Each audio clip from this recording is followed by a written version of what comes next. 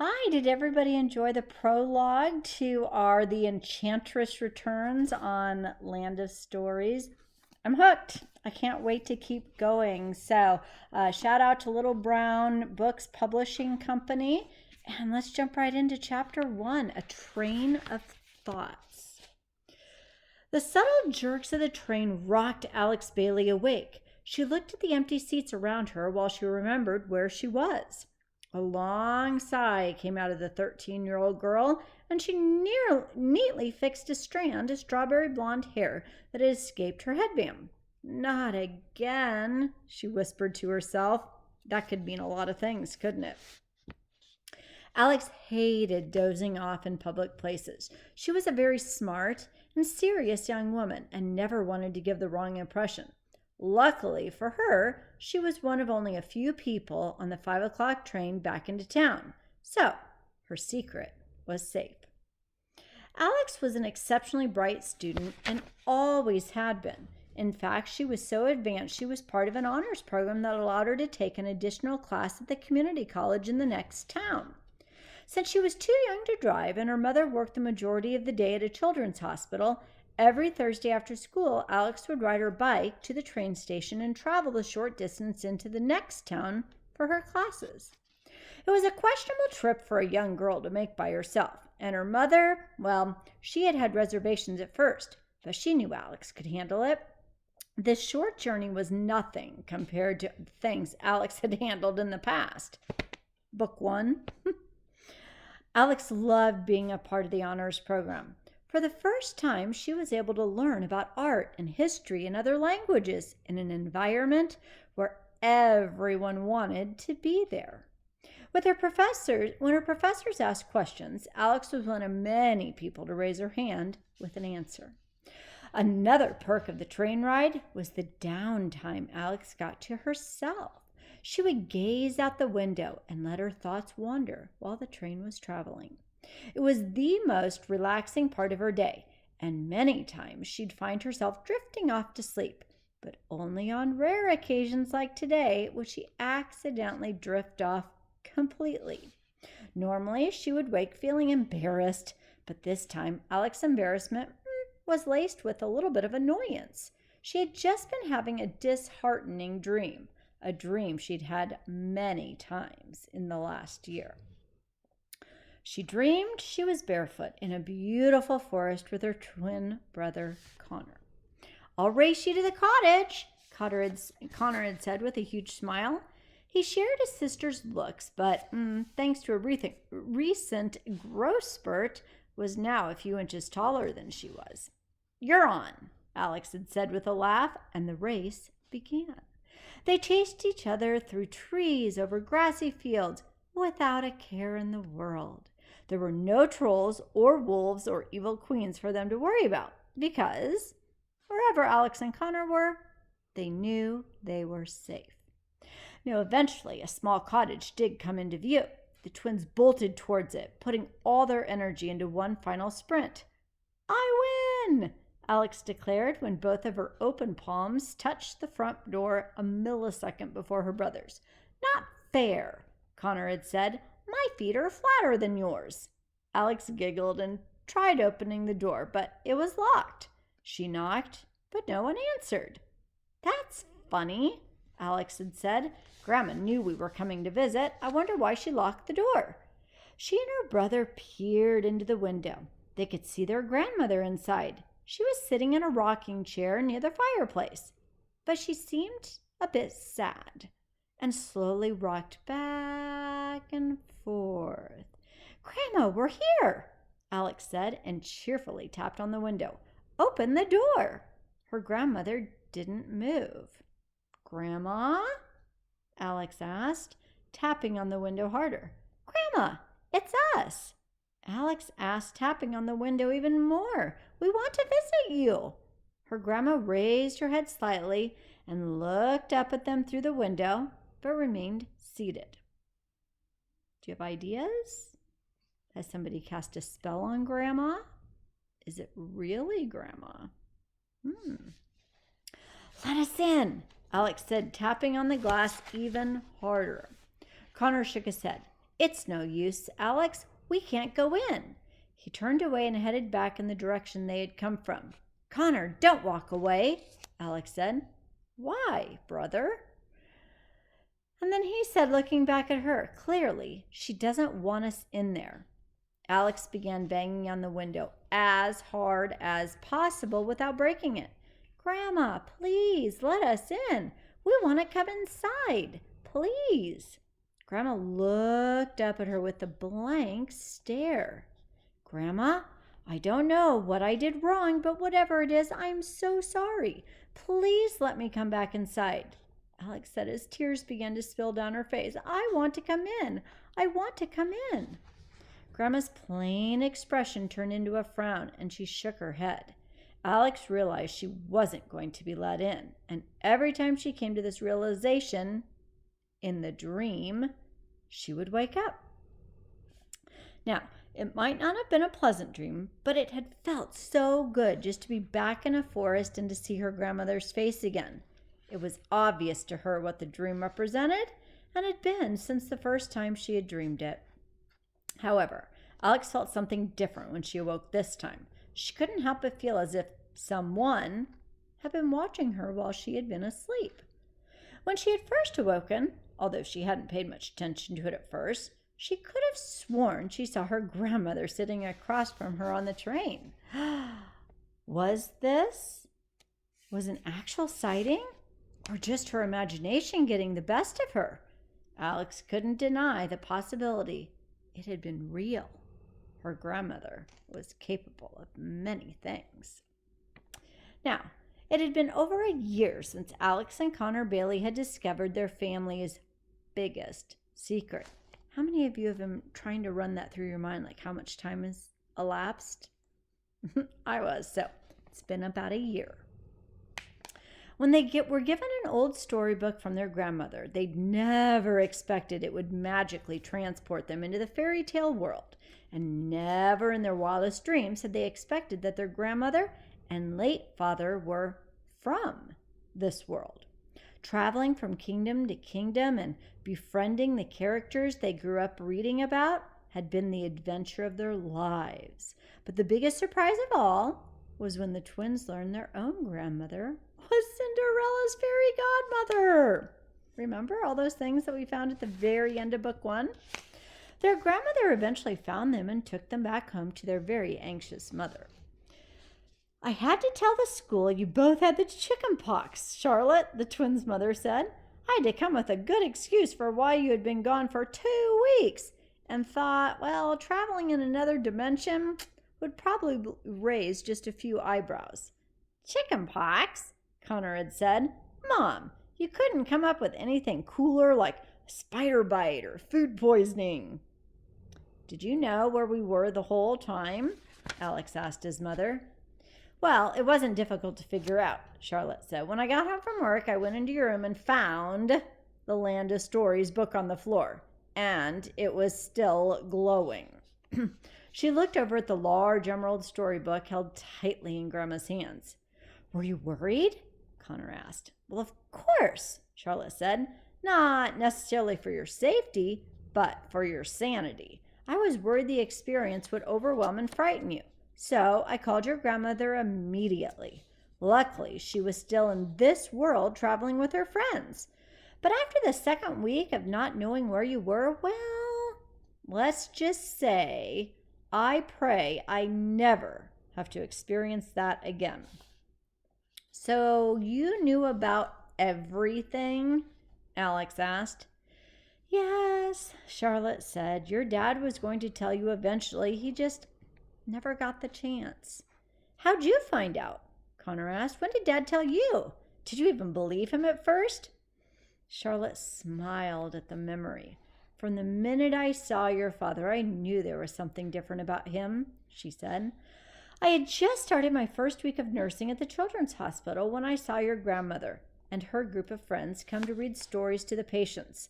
But I was completely smitten by the handsome man who was with them. He was so peculiar. He stared around in amazement at everything. I thought he was going to faint when he saw the television. Well, it was John's first trip to this world, Grandma said, with a bit of a smile. He asked me to give him a tour of the hospital, so I did, Charlotte continued. He was so fascinated to learn about it, the surgeries we performed, the medicines we used, the patients we treated. He asked if we could meet again later after I was done working so I could tell him even more. Well, we ended up dating for 2 months and fell madly in love. But then, strangely, he just disappeared without warning, and I didn't see him again for 3 whole years. The twins looked to their grandmother, knowing a bit of the story already. Well, I made him go back to the fairy tale world with me and forbid him to return, Grandmother said and slumped a tad. I had my reasons, as you know, but I was very wrong.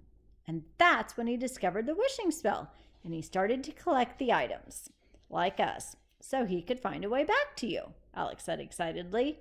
Yes, and it really didn't take him that long. It just seemed like it, because we hadn't been born yet, and there was still a time difference between the worlds, Connor added.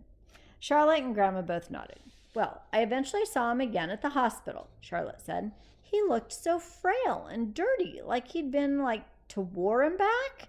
He looked at me and said, "You have no idea what I went through to get back to you." We were married a month later and became parents a year after that. So to answer your question, no, it really wasn't hard to accept that your dad was from another world, because somehow I had known it all along. Alex reached into her bag and pulled out the journal their father had kept while he was collecting the wishing spell items. Same journal they had followed while collecting the items themselves.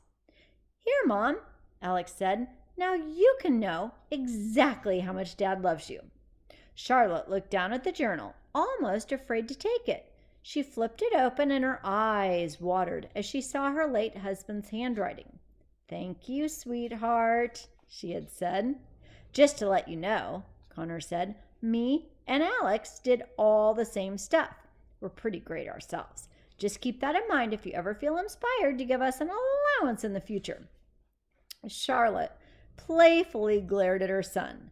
They knew she couldn't afford to give them allowances. Since their dad died, she'd had a really hard time supporting the family and paying off debts from his funeral. But that got Alex to thinking.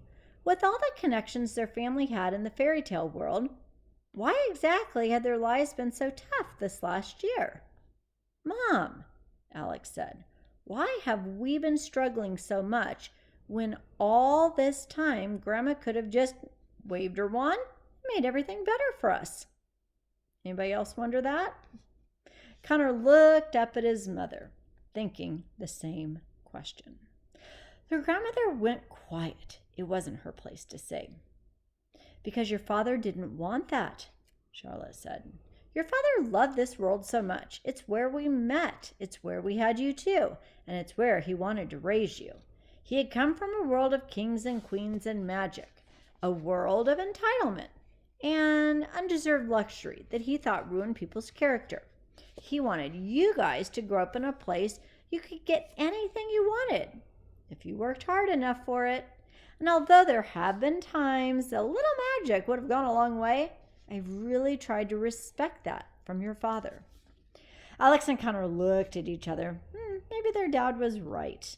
Could they have managed what they had done in the last weeks if they hadn't been raised that way? Could they have collected all the wishing spell items or stood up to the evil queen if he hadn't taught them how to just believe in themselves? So what happens now? Connor asked. What do you mean, Connor? Grandma said. Well, clearly our lives are going to be totally different now, right? He said with a little twinkle in his eye. I mean, after 2 weeks of barely surviving encounters with trolls, wolves, goblins, witches, and even evil queens, we can't be expected to go to school again. We're too mentally distraught. Right, Alex? Charlotte and Grandma looked at each other and burst out laughing. So, I'm guessing that means we still have to go to school? Connor asked, twinkle in his eye fading away. Nice try, Charlotte said. Every family has its issues, but that doesn't mean you get to drop out of school because of them. Thank goodness, Alex said with a sigh. I really was afraid he was on to something for a minute. Grandma looked up at the clock. Oh, it's almost sunrise. We've been talking all night. I've got to get going now. When will we see you again? Alex asked. When can we go back to the land of stories? Alex had wanted to ask that question since the moment they left. Grandma looked down at her feet and thought for a moment before responding. Well, you've had an awfully big adventure, even by grown-up standards. And Grandma said, right now, you need to focus on being 12 years old. In this world, be kids while you still can, children, but I'll take you back one day. I promise. Well, it wasn't the answer she wanted, but Alex nodded. There was one more question she had been meaning to ask all night. Will you ever teach us magic, Grandma? Alex asked with wide eyes. I mean, since Connor and I are part fairy, it would be nice to know a thing or two. I completely forgot about that, Connor said, slapping an open palm to his forehead. Please leave me out of this. I really don't want to be a fairy. Can't stress that enough. Grandma went silent, looked to Charlotte, who shrugged. What does that mean? When the time is right, sweetheart, I would love nothing more, Grandma said. But right now, the Fairy Council and I are working some things out. Things that are pretty time-consuming, but that you don't need to worry yourselves about. As soon as we move past it, I would love to teach you some magic. So Grandma hugged her grandchildren and kissed the tops of their heads. I think it might be best if I take this with me, Grandma said, referring to the book. We don't want history to repeat itself. So she headed towards the front door, but just as she reached for the doorknob, she stopped and looked back at them. I forgot. I didn't drive here, Grandma said with a little smirk. Looks like I'll have to leave the old-fashioned fairy way. Goodbye, children. Love you with all my heart. And slowly Grandma began to disappear, fading into soft, sparkling clouds. All right, now that is something I'd like to learn how to do, Connor said. And he waved his hands to the sparkles in the air. Sign me up for that lesson. Alex yawned and contagiously, and her brother followed. You kids must be exhausted, Charlotte said. Why don't you go on to bed? I'm taking tomorrow off so I can be here with you guys, in case you have any more questions. And because I've missed you so much. In that case, I've got an important question. What's for breakfast? I'm starving. Typical Connor. Now, Alex's train finally reached her station. Are you okay as a reader with these flashbacks? So we started on the train about a year after they returned. Then we flashed back to the night that they returned. Now we're going back to the train. And just kind of neat thing, the way the author is doing this, every time I come to one of those, that's when we seem to be changing between forwards and backwards and flashbacks. All right, so Alex's train finally reached her station. She retrieved her bike from the bike rack and pedaled home, still thinking about her grandmother. Alex had expected to live a dual worldly life after discovering the fairy tale world. She had imagined spending summers and holidays with her brother in the fairy kingdom, or Cinderella's palace with the grandmother. She even imagined a brand new life of magic and adventure would begin immediately. Sadly, Alex's expectations weren't met. More than a year had gone by since the night their grandmother disappeared. They hadn't received a single letter or phone call explaining why she had been gone. She missed every holiday and their birthday, days she never missed. And to make matters worse, the twins hadn't been back to the land of stories either. The twins couldn't help but be angry with their godmother. How could she just disappear and never make contact again? How could she take them to a place they had been dreaming about since they were kids and never let them return? Well, their grandmother herself had even said it. A part of the land of stories lived inside them. So who was she to keep this from them? Your grandmother's a very busy woman, Charlotte would tell Alex whenever the subject came up. She loves you very much. She probably just has her hands full at the moment. We'll hear from her soon enough. But this wasn't enough to put Alex at ease. As more time went by, she began worrying whether her grandmother was all right, sometimes even wondering if she was even alive. Alex hoped nothing had happened to her and that she was okay. She missed her hugs more than anything. Life, without their dad, had been the most difficult thing the twins had ever experienced. But life without their dad and grandmother, well, that was nearly impossible. What do you think is going on there? Alex and Connor talked to one another on one occasion. I don't know, Connor said with a very heavy sigh. The last thing she said to us was that she and the other fairies were working something out. Maybe it's just taking longer than they expected. Maybe, Alex said. But I have this feeling that whatever it was, it's much worse than she was letting on. What else would be keeping her away from us for so long? Connor just shrugged. I don't think Grandma would ever intentionally avoid us or exclude us from anything. I'm just worried about her, Alex said. Alex, Connor then said with a raised eyebrow. The woman is magic and has lived for hundreds of years. What is there to worry about? Famous last words? Of course, Alex sighed. I suppose you're right. She better have a great excuse next time we see her, though. Unfortunately, next time didn't seem like it was happening anytime soon. It was unsurprising that the situation had started affecting her dreams, but more than that, Alex was depressed. Ever since she had returned from the land of stories, she'd felt like a part of her was missing. That magical dimension had filled the emptiness she'd felt after losing her dad, and the emptiness grew every day that she couldn't go back. The weekly trips to the college were always a major trigger for feeling this way. College was a place that represented the future. And even though Alex was years away from actually going to college, she didn't like planning any future that didn't involve the land of stories. How could she live a normal life when she had proof that she was not normal? I'm going to go ahead and stop there and kind of think about how is this book similar but yet different from book one? Remember in book one, we spent a couple chapters learning about their regular life in this world, going to school. Is the author doing that again for us before she sends them back to the land of stories? We'll have to wait and see. We'll check in tomorrow.